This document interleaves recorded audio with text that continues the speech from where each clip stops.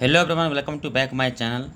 और आज हम लोग जानने वाले हैं या पढ़ने वाले हैं क्लास 9 की जो भूगोल का चैप्टर नंबर 1 है, भारत का आकार और स्थिति के बारे में। तो चलिए हम लोग इसको बहुत ही अच्छी तरीके से पढ़ने वाले हैं।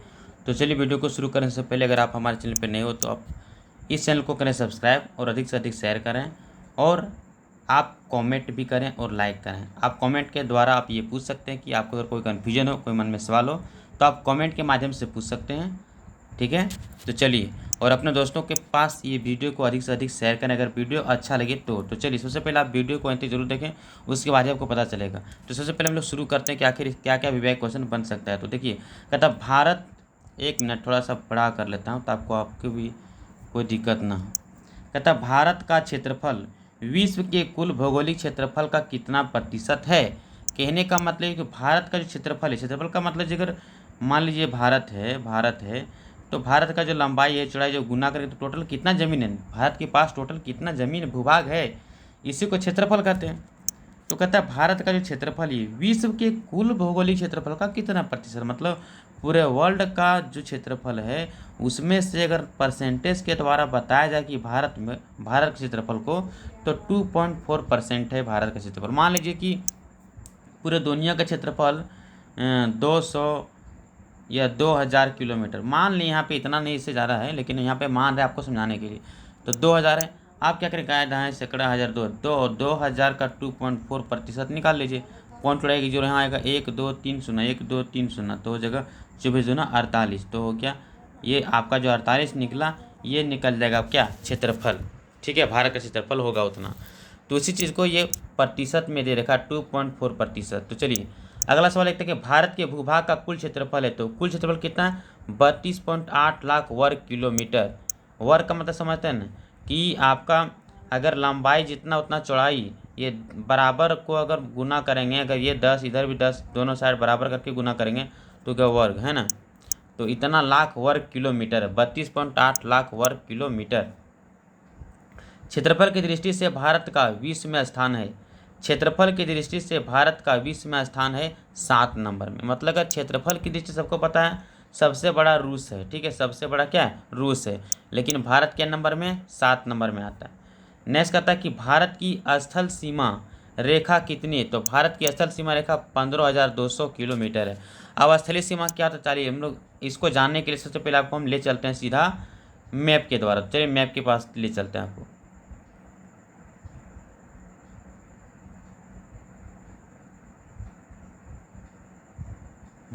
ये रहा आपका मैप। अब यहाँ पर थोड़ा सा गौर करके ध्यान से देखना, ठीक है। स्थलीय सीमा क्या है, जलीय सीमा क्या है, इसको ध्यान से समझने की कोशिश कीजिएगा। तो देखिए, जलीय सीमा का मतलब जिधर साइड समुद्र वगैरह है, तो देखिए यहाँ से आपका नीचे करिए एरिया देखिएगा यहाँ से, तो ये वाला एरिया पूरा का पूरा क्या है, समुद्री इलाका, समुद्री क्षेत्र, ठीक है। तो ये वाला क्षेत्र आपका क्या हो गया, समुद्र, ठीक है। तो ये वाला क्षेत्र आपका हो गया समुद्र। तो अगर हम यहाँ से यहाँ तक बोलें कि यहाँ से, एक मिनट, ये जो हमारा सीमा जा रहा है ये कौन सीमा है, जलीय सीमा है, मतलब ये जल से सटा हुआ है, ठीक है, इसलिए इसको जलीय सीमा कहते हैं। और स्थलीय सीमा किससे कहते हैं, स्थलीय सीमा इसके ऊपर वाला भाग जो ऐसे करके घुमा है, ये हो गया आपका स्थलीय सीमा। कौन सीमा, स्थलीय सीमा, ठीक है। तो यहाँ पर बोला गया स्थलीय सीमा कितना था, स्थलीय सीमा आपको बता दें 15,200, जलीय सीमा कितना था अगर बताएंगे आपको। तो चलिए, आई होप आपको ये समझ में आ गया कि आखिर स्थलीय सीमा होता क्या है। तो ये मैप के द्वारा ही पॉसिबल था समझाना, इसलिए हम वहाँ पे ले गए आपको, ठीक है। तो वीडियो थोड़ा लंबी हो सकती है, लेकिन आप अगर इस वीडियो को देखेंगे तो बहुत कुछ सीख मिलेगा, बहुत से टर्म मिलेंगे जिसको आपको आज करने में कोई कठिनाई नहीं होगी। तो इसीलिए आप लोग थोड़ा सा सब्र करें, सब्र का फल मीठा होता है। तो भारत की स्थलीय सीमा रेखा कितनी है, 15,200 किलोमीटर है। नेक्स्ट क्या कहता है फ्रांस, ब्राज़ील, ईरान, पुर्तगाल में से कौन भारत से बड़ा देश है। तो सबसे बड़ा देश इनमें से तो भैया ब्राज़ील है, ठीक है। मतलब फ्रांस, ब्राज़ील, जर्मनी, इतने, ईरान, पुर्तगाल में से ब्राज़ील बड़ा है। नेक्स्ट कहता है गुजरात, राजस्थान, मध्य प्रदेश, छत्तीसगढ़, झारखंड और पश्चिम बंगाल, त्रिपुरा, मिजोरम से होकर कौन सी रेखाएं गुजरती है, तो कर्क रेखाएं गुजरती है, ठीक है।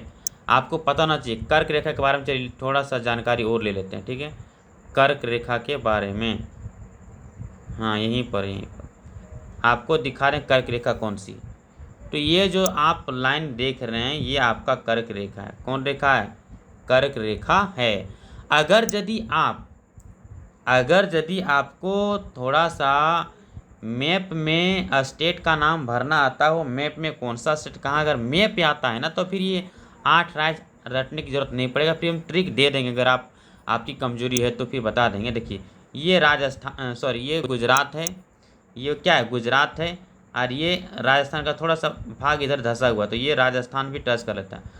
तो इसीलिए यहाँ पर गुजरात भी हो गया, राजस्थान भी हो गया, 2 आ जाता है। और तीसरा बीचों बीच में एमपी मध्य प्रदेश है, छत्तीसगढ़ 4 हो गया।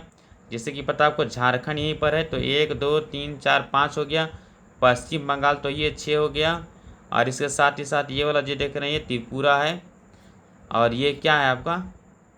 मिजोरम है। तो 1 2 3 4 5 6 7 8 हो गए। यही 8 राज्य जो है इससे कर्क रेखा होकर के गुजरती है। अब सर आद कैसे रहेगा? तो इसको आद कर सकते हैं मित्र गमछा झार के, मित्र गमछा झार के। कहता है मी से हो गया मिजोरम, और त्रा से हो गया त्रिपुरा, गा से हो गया गुजरात, फिर माँ से क्या हो जाएगा आपका? क्योंकि मिजोरम, हाँ मिजोरम तो ले लिए हम पहले ही, ठीक है। और आपका मिजोरम तो हो गया, हाँ। इसके बाद ले लेते हैं मध्य प्रदेश हो जाएगा, मध्य प्रदेश। छा से छत्तीसगढ़, और झा से झारखंड, रा से राजस्थान, ठीक है। तो कितना छूट रहा है? 1 2 3 4 5 6 7, एक छूट रहा है पश्चिम बंगाल। तो पश्चिम बंगाल आप डायरेक्ट याद कर लिए, पश्चिम बंगाल, चूँकि पश्चिम बंगाल ये वाला एरिया। चलिए तो मिला जुला कितना, तो आधी हो जाएगा। तो चलिए हम लोग थोड़ा सा कोशिश करते हैं आगे बढ़ने के लिए। अगला सवाल हमारा क्या कहता है? तो ये रहा क्वेश्चन आपके स्क्रीन पर। भारत की याम्योत्तर देशांतर रेखा किस स्थान से होकर गुजरती है? तो ये उत्तर प्रदेश के मिर्ज़ापुर से होकर के गुजरती है, ये आम्योत्तर रेखा। चलिए आपको आम्योत्तर रेखा भी पता है, लेकिन हाँ बहुत डिटेल से जानना हो तो इसका एक कॉन्सेप्ट वीडियो आएगा, ठीक है। ये तो सिंपल सा वीडियो भैया, मतलब इसमें उतना कॉन्सेप्ट इसमें नहीं है, ठीक है। हम कॉन्सेप्ट नहीं दे पा रहे हैं उतना, थोड़ा पूरा आपको समझा पा रहे हैं, वर्ड वगैरह को हम आपको थोड़ा सा पहचान परिचय दिला पा रहे हैं, लेकिन हम वो आपको चीज़ नहीं दे पा रहे हैं जो चीज़ देना चाहिए, ठीक है। तो वो कॉन्सेप्ट आपको दे पाएंगे, बोर्ड पे पढ़ाएंगे तभी दे पाएंगे। इससे मोबाइल से उतना हम चीज़ नहीं पाएंगे, ना लिख पाएंगे, ना उतना समझा पाएंगे। इसमें एक्सप्लेन करना बहुत कठिन है यार, समझिए आप लोग। तो यहाँ पर देख सकते हैं ये रहा आपका भारत का मानक याम्योत्तर रेखा, ठीक है। ये है 82.5 डिग्री। तो ये जो है ना, अगर आप ध्यान से देखिएगा तो ये किन किन कहाँ कहाँ से गुजरती है। तो ये भैया तो नेपाल तो है, ये है। नेपाल से नीचे आइएगा तो आपको मिलेगा उत्तर प्रदेश। उत्तर प्रदेश से नीचे आइएगा तो आपको मिलेगा क्या पता है? यहीं पे जस्ट मिल जाएगा आपको मध्य प्रदेश में मिल जाएगा। और थोड़ा सा और नीचे आइएगा तो आपको आंध्र प्रदेश मिल जाएगा, ठीक है। आंध्र प्रदेश भी मिल जाएगा, और कुछ भाग छत्तीसगढ़ में चला जाएगा। तो 1 2 3 4, 1 2 3 4 5, ये 4 5 जो हैं जगह राज्य जहाँ पे ये आम्योत्तर रेखा गुजरती है। तो बेसिकली आप देखिएगा ये यूपी जो है, यूपी के मिर्ज़ापुर से होकर के गुजरती है। यूपी यहीं पर और मिर्ज़ापुर यहीं है, यहीं से गुजरती है भारत का मानक याम्योत्तर रेखाएँ, अर्थात 82.5 डिग्री। अगर आपके मन में सवाल है कि सर याम्योत्तर रेखाएँ क्या होती है, किसे कहते हैं, इसे क्यों माना गया, क्यों रखा गया, सभी सवालों का जवाब आपको मिलेगा कॉन्सेप्ट वाला वीडियो में, इसमें नहीं मिल पाएगा, ठीक है। तो चलिए आई होप इतना ही आपको समझ में आ गया होगा। देन आगे क्या कहता है क्वेश्चन देखते हैं, थोड़ा सा पढ़ लेते हैं। अगर इसके आगे हम देखें तो इसके आगे हमारा जो सवाल था वो है भारत में सबसे लंबी तटरेखा वाला राज्य। भारत में सबसे लंबी तटरेखा वाला, तटरेखा मतलब समझते हैं ना, जैसे तटरेखा मतलब क्या समझते हैं? मतलब तट मतलब किनारा, ये सबसे किनारे वाला देखिएगा तो यहाँ से इतना घुमाया गया, बाप रे, इतना जो है ना, इतना एरिया गुजरात का तट है। तो सबसे ज़्यादा तटीय सीमा वाला जो रेखा है ये गुजरात का है। अब सबसे अधिक तट सीमा लगता है इसी का, और बड़ा कर दिए। भारत के दक्षिणतम तटीय भाग को क्या कहते हैं? दक्षिणतम तटीय भाग को कोरोमंडल कहते हैं। सर बोलिएगा सर, भारत समझ में आ रहा है, दक्षिणतम मतलब दक्षिण समझ में आ रहा है, ये तटीय भाग क्या होता है सर? तो देखिए तटीय मतलब किनारा वाला भाग। मान लीजिए अगर हम भारत की बात करें, ठीक है, तो भारत का ये हो गया पूरब, ये हो गया पश्चिम, ये हो गया पूरब, ये हो गया पश्चिम, ये हो गया उत्तर, हो गया दक्षिण। तो ये बोल रहा है ना दक्षिण, तो ये हो गया दक्षिण, ये क्या हो गया दक्षिण एरिया। अब यहाँ दक्षिण की बात कर रहा है, तो अभी आपको हम ये भी आपको थोड़ा सा दिखाने की कोशिश कर लेते हैं, लेकिन यहाँ पर नहीं करने वाले हैं क्योंकि उसका मैप हम शायद इसमें लोड नहीं किए हैं, तो इसको रहने दीजिए, हम बताएंगे। तो इतना समझ लिया, भारत की सबसे लंबी तट रेखा वाला राज्य गुजरात है, और दक्षिणतम तटीय भाग को क्या कहते हैं, कोरोमंडल कहते हैं। नेक्स्ट कहता है भारत देश किस गोलार्ध में स्थित है, तो उत्तरी गोलार्ध में स्थित है। अब सर उत्तरी गोलार्ध क्या होता है, देखिए सबसे पहले ये आपका ग्लोब है, पृथ्वी है, ये समझ लीजिए पूरा विश्व का वर्ल्ड मैप है। अब अगर इसको आप इस प्रकार से आधा आधा टुकड़ा टुकड़ा करते हैं तो ये बनता है उससे ऊपर, ये से उत्तर, ये क्या दक्षिण, ये क्या उत्तर, ये हो गया दक्षिण। तो ऊपर लाखो उत्तरी गोलार्ध के, नीचे लाखो दक्षिणी गोलार्ध। गोलार्ध मतलब होता है क्या, तो गोले के आधा भाग को, गोला को आधा टुकड़ा कीजिएगा ना, तो गोले के आधा भाग को गोलार्ध कहा जाता है, समझ गए ना। तो गोले के आधा भाग को गोलार्ध कहते हैं। तो ये ऊपर से ये हो गया उत्तर वाला एरिया को उत्तरी गोलार्ध, दक्षिण में तो दक्षिणी गोलार्ध। अब आपको इतना तो पता होना चाहिए कि भैया ये जो उत्तर पूरब किधर है, ये पूरब है, ये पश्चिम है, ये उत्तर है, ये दक्षिण है। तो हम ऐसे इसको टुकड़ा किए तो ये जो टुकड़ा हो गया आधा वाला टुकड़ा, ये उत्तरी गोलार्ध, ये टुकड़ा हो गया दक्षिणी गोलार्ध, चूँकि दक्षिण में तो दक्षिणी गोलार्ध होगा, ठीक है। लेकिन भारत उत्तरी गोलार्ध में कैसे है सर, हमको प्रूव करके दिखाइए, हम नहीं मान सकते। तो चलिए प्रूव कर देना भैया, आप ही का बात मान लेते, थोड़ा सा देख लेते हैं। देखिए तो यहाँ पर अगर देखिएगा वर्ल्ड मैप में, तो जिससे कि आपको दिख रहा होगा कि ये है भैया एशिया महादेश, क्या है एशिया महादेश। अब ये एशिया महादेश में आपको येलो कलर का दिख रहा है, ये भारत है, इंडिया है। अब जरा बताइए अगर हम ये 0 डिग्री देशांतर ये हो गया और अक्षांश ये हो गया, ओ नो क्या हो रहा है, तो ये हो गया आपका अक्षांश। अब देखिएगा ये तो ये पूरब, ये पश्चिम, ये उत्तर, ये दक्षिण। आप बताओ अगर हम ऐसे ही दो टुकड़ा कर दिए तो भारत के ऊपर में, तो बताओ ये उत्तरी गोलार्ध हुआ दक्षिणी गोलार्ध हुआ, तो भारत किस गोलार्ध में है, उत्तरी गोलार्ध में है कि नहीं बताओ। जब एशिया ही उत्तरी गोलार्ध में है तो भारत उत्तरी गोलार्ध में होगा। ऐसे आप समझने की बात को, मतलब समझने को, कॉमन सेंस लगाने का थोड़ा सा दिमाग लगाना है। तो अगर ऐसे देख रहे हैं अक्षांश इसको दो टुकड़े में बांटता है, उत्तरी गोलार्ध दक्षिणी गोलार्ध। उत्तरी गोलार्ध में क्या आ गया, एशिया महादेश आ गया, यूरोप महादेश आ गया, अफ्रीका का कुछ आधा भाग या आधा नीचे भी आता है, ठीक है। तो और उत्तरी अमेरिका भी आपका उत्तरी गोलार्ध में आ जाता है। अगर जो ऑप्शन में उत्तरी गोलार्ध दिया है तो उत्तरी गोलार्ध राइट आंसर होगा। अगर ऑप्शन में ये ना रहे, उत्तर पूरब, पूरब दक्षिण करके दिया है, तो आपको पता होना चाहिए जब भारत को ऐसे टुकड़ा कीजिएगा तो ये पूरब का लाएगा, ये पश्चिम का लाएगा। तो इसका मतलब भारत पूर्वी गोलार्ध में भी है और उत्तरी गोलार्ध में भी है, तो इसको बोल सकते हैं उत्तर पूरब, ये बोल सकते हैं, ठीक है। अगर नहीं समझे तो फिर ऐसे समझिए, अगर ऐसे लाइन कीजिए, ये हो गया पूरब, ये हो गया पश्चिम, ये उत्तर, ये गया दक्षिण। तो अगर यहाँ कोई प्लेस है तो पूरब कहेंगे, यहाँ है तो उत्तर कहेंगे, लेकिन ये बिचवा में है तो इसको कहेंगे उत्तर पूरब, ठीक है। इसको कहेंगे दक्षिण पश्चिम, इसको कहेंगे उत्तर पश्चिम, इसको कहेंगे दक्षिण पूरब, इस प्रकार से। तो इतना ही समझिए, ज़्यादा दिमाग बाउंस हो जाएगा, ज़्यादा पढ़ना नहीं आपको। चलिए एग्ज़ाम नज़दीक है ना इसलिए। देन आगे क्या कहता है देखिए, तो इसके आगे लिखा है भारत का सबसे पूर्वी देशांतर कौन सा है, तो भारत का सबसे पूर्वी देशांतर 97 डिग्री 25 मिनट पूर्वी है। ये पूर्वी कैसे है तो इसका वीडियो हम अपलोड जल्दी कर देंगे, लेकिन फिर भी थोड़ा सा आपको हम बता देते हैं, थोड़ा सा बता देते हैं भैया, फिर भी सब्र किए हैं तो बताना मेरा फ़र्ज़ है। तो आइए देखिए, सबसे पहले आपको पता होना चाहिए, बेसिक में बताएंगे। ये देशांतर है, क्या ये देशांतर है, और इसको कहते हैं अक्षांश, ये हो गया अक्षांश, ठीक है। अक्षांश से देशांतर पहचान ली। अब जरा बताओ ये दो टुकड़ा कीजिएगा तो इधर वाला जो क्षेत्र है इसको क्या कहेंगे, कौन, ये तो देशांतर है। जब लंबा लंबी खींचिएगा ऐसे करके उत्तरी गोलार्ध से दक्षिणी गोलार्ध मिलाइए तो इसको क्या कहेंगे, देशांतर है। अरे ये हो गया गोलार्ध, ये हो गया ना, सॉरी उत्तरी ध्रुव, ये हो गया दक्षिणी ध्रुव। तो उत्तरी ध्रुव से दक्षिणी ध्रुव तक मिलाने वाले काल्पनिक रेखा को क्या कहते हैं, हम देशांतर कहते हैं सर, देशांतर कहते हैं, देशांतर कहते हैं। अब ये वाला चीज़ तो देशांतर है ना आपका, देशांतर है, देशांतर है, देशांतर है। तो देशांतर भी को दो टुकड़े में बांटा गया। जब ऐसे देशांतर जो बीचों बीचों 0 डिग्री वाला ये दो टुकड़ा में जब बांट देगा, ये हो गया पूर्वी गोलार्ध, पश्चिमी गोलार्ध। तो जब ये इधर का जो देशांतर रेखाएं हैं इसको कहेंगे पूर्वी देशांतर, इधर का जो देशांतर रेखाएं इसको कहेंगे पश्चिमी देशांतर। तो आप बताइए जब भारत यहाँ पर है तो यहाँ पर कौन देशांतर होगा, अरे भैया पूर्वी देशांतर होगा ना, क्योंकि ये तो पूरब में है। जैसे कि इसको दो टुकड़े किए तो ये हो गया पूरब, ये हो गया पश्चिम, ठीक है।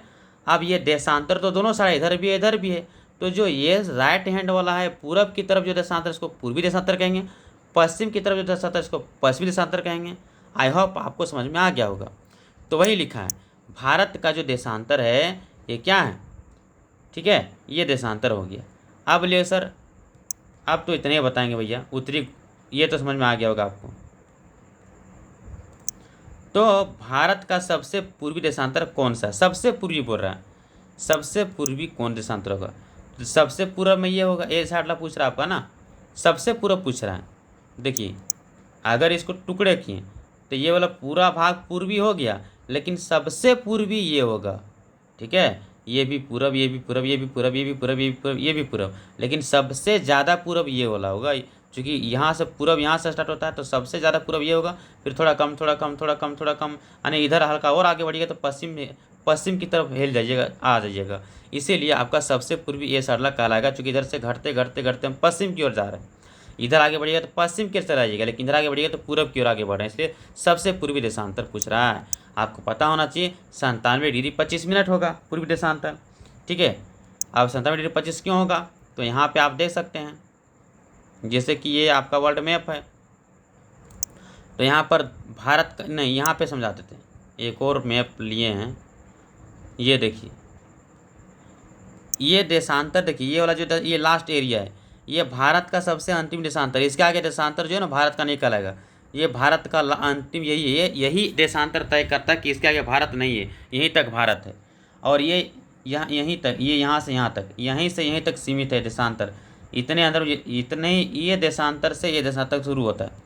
तो पूर्वी देशांतर ये सबसे पूर्वी हो गया 97 डिग्री, लेकिन शुरुआत होता है यहाँ से 68 से, 68 डिग्री 7 मिनट से शुरू होकर के 97 डिग्री 25 मिनट में समाप्त हो जाता है, खत्म हो जाता है, ठीक है। तो सबसे पूर्वी देशांतर ये हो गया और इधर में ये हो गया, ठीक है। तो ये दोनों पूर्वी ही कहलाएगा, चूँकि पूरब में है भारत, इसीलिए जब भारत ही पूरब में है तो देशांतर क्या होगा, पूरब में होगा ना।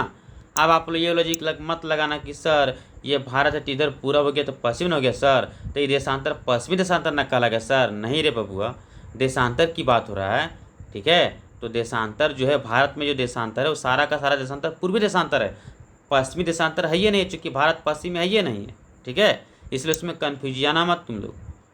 चलिए इसके आगे क्या कहते हैं, और बहुत अच्छे तरीके से समझना तो बोर्ड में बताएंगे तो आपको समझ में आ ही जाएगा, ठीक है। लेकिन फिर भी यार बहुत मेहनत कर रहे हैं, इसमें भी कोशिश बहुत कर रहे हैं, क्या करें, हमारे पास सुविधा है नहीं, लेकिन आप वीडियो को अधिक से अधिक शेयर कीजिएगा और सब्सक्राइबर बढ़ा दीजिएगा, तो आपको बहुत जल्दी बोर्ड में सुविधा मिल जाएगी, आई होप, हमें उम्मीद है। तो चलिए ये कंप्लीट हो गया। कहता उत्तराखंड, उत्तर प्रदेश, बिहार, पश्चिम बंगाल, सिक्किम की सीमाएं किस देश को छूती है, नेपाल को छूती है। बोले सर कैसे, हम नहीं मानेंगे, तो चलिए आपको हम मनाते हैं। सबसे पहले हम ले आते हैं आपको मैप पर, हाँ ये देखिए पूछ रहा है, देखिए यहाँ पर उत्तराखंड है ना, देखिए ये वाला पूछा है, नेपाल वाला पूछा है, नेपाल वाला पूछा है। अब देखिए उत्तराखंड की ये सीमाएं हैं, ये सीमाएं ये टच कर रहा है कि नहीं टच कर रहा है नेपाल से, बोलिए सर टच कर रहा है। इसके नीचे जस्ट ये यूपी है, ये बताओ यूपी नेपाल से टच कर रहा है कि नहीं टच कर रहा है, टच कर रहा है सर। अब देन इसके बाद देखिएगा तो ये आपका क्या है, ये तो झारखंड सॉरी बिहार है, तो बिहार भी टच कर रहा है सर, वेरी गुड। अब इसके आगे भी देखिएगा तो पश्चिम बंगाल का एरिया भी हल्का सा टच कर जा रहा है, वेरी गुड। लेकिन सर ये झारखंड इधरे फेंका गया है ना, इसलिए ये नहीं होगा आंसर। तो ये कम से कम याद कर लीजिए, उत्तराखंड, यूपी, बिहार, पश्चिम बंगाल, ये नेपाल की सीमाएं को टच कर देती है। हाँ हाँ, ये भी सवाल पूछा गया है कि बांग्लादेश की सीमाएं कौन कौन सी राज्य से टच करती है। तो देखिए ये त्रिपुरा टच कर रहा है, मिजोरम हो गया, मेघालय हो गया और असम हो गया। तो असम, मेघालय, त्रिपुरा, मिजोरम, ये 4 राज्य जो है ना ये टच कर रहा है बांग्लादेश से। तो चलिए वीडियो बहुत लंबा होने वाला है, इसलिए थोड़ा सा शॉर्ट कर रहे हैं और क्वेश्चन भी नहीं ख़त्म कर पाए हैं। चलिए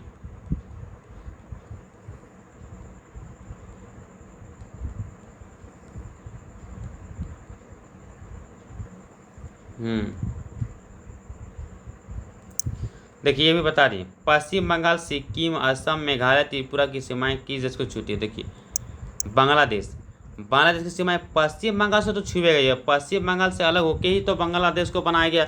मतलब पश्चिम बंगाल का कुछ भाग को काट करके पाकिस्तान बनाएगा, पूर्वी पाकिस्तान, और इसी से अगर ये क्या किया, पाकिस्तान से अलग होकर बना लिया बांग्लादेश। तो मतलब बांग्लादेश का ही हिस्सा जमीन टुकड़ा है ये बांग्लादेश, ठीक है। मतलब पश्चिम बंगाल का जमीन का टुकड़ा ही बना है बांग्लादेश, तो उससे टच करबे करेगा, ऑटोमेटिक टच करेगा ना। इसके बाद सिक्किम तो भैया टच करेगा टर, असम, मेघालय, त्रिपुरा, ठीक है। असम, मेघालय, त्रिपुरा, ये सारे मतलब टच कर रहा है उसमें। अब देखिएगा तो भारत का कौन सा राज्य तीन तरफ से घिरा हुआ बांग्लादेश के, त्रिपुरा से, ठीक है, त्रिपुरा से। अब आपको मैप में भी देखना है तो देख लीजिए, कोई दिक्कत नहीं है।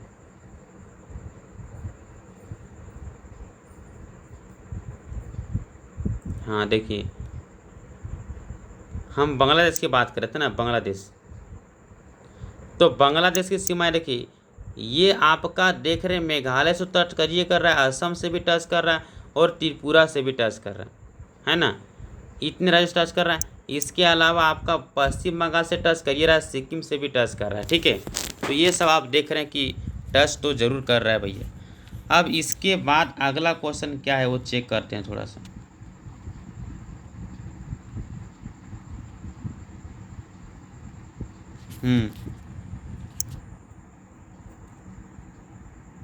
कहाँ चल गए, क्वेश्चन बहुत ज़्यादा है ना।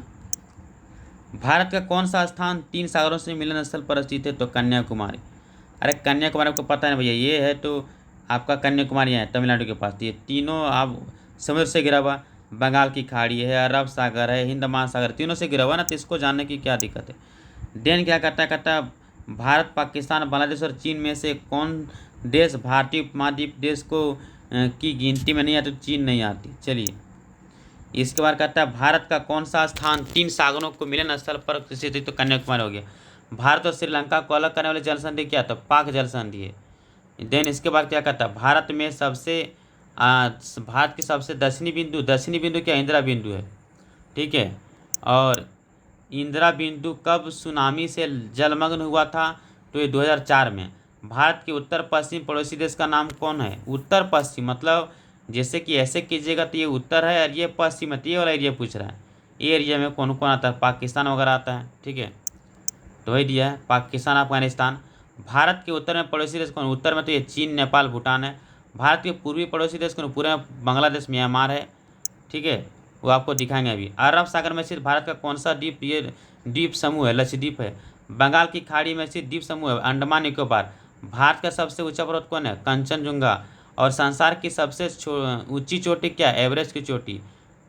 इसके बाद देखा जाए तो ये हटा दीजिए, अभी राज्य 28 ही हैं और केंद्र शासित प्रदेश भी थोड़ा सा 8 के 8 हो गया है, ठीक है। इसके बाद कहता है अभी भारत में, ये तो हटाइए ये सब, अभी 28 राज्य हैं, ठीक है। अरे केंद्र शासित तो भैया आपका मतलब राज्य जैसे मान लीजिए 29 था, तो 29 से घट के हो गया एक, 28 हो गया। और जब 28 हुआ है ना, एक राज्य जब आपका क्या हो गया, घट गया, एक राज्य घटा और एक राज्य से आपका क्या कर दिया गया, 2 गो बना दिया केंद्र शासित प्रदेश, बढ़ गया जम्मू कश्मीर, लद्दाख। कहता है ग्रीष्मावकाश में आप यदि कवर्ती जाना चाहते हैं तो केंद्र शासित प्रदेश पर जाना पसंद करेंगे, लक्षद्वीप में। नेक्स्ट कहता है कि भूटान, बांग्लादेश और नेपाल में से किस देश की सीमा भारत के साथ नहीं लगती है, तो तजाकिस्तान नहीं लगती है। भारत में से राज्यों का नाम लिखें जिसके ना तो अंतर्राष्ट्रीय सीमा है और ना ही तटीय सीमा। ऐसा राज्य का हरियाणा है, मध्य प्रदेश, छत्तीसगढ़, झारखंड, इसका कोई किनारे में नहीं है, बीच बीचवा में। अब थोड़ा नज़दीक आ गए हैं, ठीक है। कहता है भारत का मानक समय IST या GMT या यूनिवर्सल टाइम्स से कितने घंटे आगे या पीछे, तो 5.5 घंटा आगे है भारत, आगे। चूँकि आपको बता दें थोड़ा सा कॉन्सेप्ट कि ये जो GMT होता है मतलब ग्रीनविच जो मीन टाइम है लंदन में 0 डिग्री पर, इसके राइट साइड बढ़िएगा, दैट मीन्स ये हो गया कि अगर पूरब की ओर बढ़िएगा तो 5.5 घंटा आपको जोड़ना पड़ेगा, और पश्चिम की ओर बढ़िएगा तो 5.5 घंटा माइनस करना पड़ेगा। जैसे भारत इधर ही है तो भारत क्या करेगा, ग्रीनविच टाइम में 5.5 घंटा जोड़ देगा तो भारत का निकल जाएगा कि भारत कितना मानक समय माना जाएगा। ठीक है, समझ गए ना। वो ये निकालने के लिए बारे में बताएंगे। 1869 में स्वेज नहर के खुलने से भारत और यूरोप के बीच की दूरी कितनी कम हुई, तो 7,000 किलोमीटर। भूमध्य सागर और लाल सागर को जोड़ने वाले नहर कौन सा है, स्वेज नहर। तो चलिए ये खत्म हो गया। और वही चीज़ यहाँ दिया है, भारत किस गोलार्ध में स्थित है, उत्तरी गोलार्ध में स्थित है। ठीक है, इसके बाद अक्षांश की बात कर रहा है, उत्तरी अक्षांश। ठीक है, मतलब भारत का जो ये अक्षांश है, ये अक्षांश होता है। तो ये अक्षांश अगर देखा जाए, ये वाला अक्षांश, तो ये वाला अक्षांश का कितना है, 8 डिग्री 4 मिनट हो गया। ठीक है, और ये वाला अक्षांश जो है, ये वाला अक्षांश सबसे ऊपर में, ये है 37 डिग्री 6 मिनट अक्षांश। ठीक है, कर्क रेखा कितना डिग्री पर, तो कर्क रेखा 23.5 डिग्री उत्तर प्रदेश के मिर्जापुर से होकर के गुजरती है। तो चलिए इसके आगे यहाँ थोड़ा सा मैप देख लीजिए। तो आप इस मैप को याद कर लीजिएगा, यहाँ से सवाल बहुत बनता है। ये पूछेगा अक्षांश, ये अक्षांश 37 डिग्री 6 मिनट हो गया। ये देशांतर 80 डिग्री 7 मिनट हो गया। 97 डिग्री 25 मिनट हो गया। ये हो गया सबसे पूर्वी देशांतर, ये भी पूर्वी देशांतर, ये उत्तरी अक्षांश। ओह, और ये भी हो गया आपका अक्षांश 8 डिग्री 4 मिनट, यहाँ से शुरू होता है। यहाँ देखिए इंदिरा पॉइंट यहीं पर होगा, यहीं पर। इसके बाद ये तो आपको आधी होगा किलोमीटर, 3214 लंबाई। इधर देखिएगा चौड़ाई तो 2933 किलोमीटर। आम्योत्तर रेखा कितना है, तो 82.5 डिग्री है। इसके बाद आपको स्थलीय और जलीय सीमा बता ही दिए हैं। पड़ोसी राज्य म्यांमार वगैरह है ना, तिब्बत हो गया, चीन हो गया, नेपाल भूटान हो गया, है ना, पाकिस्तान अफगानिस्तान हो गया। ये सब हमारे पड़ोसी देश हैं। और ये श्रीलंका हो गया, मालदीव हो गया, सब पड़ोसी देश हैं। ओह, चलिए कहाँ गायब हो गया भाई। तो चलिए आज का वीडियो यहीं तक रहने देते, चूँकि वीडियो बहुत लंबा हो चुका है। तो छोटा छोटा कॉन्सेप्ट आपको दिया जाएगा। फिलहाल इतना ही काफ़ी है आपके लिए एग्जाम की दृष्टि से।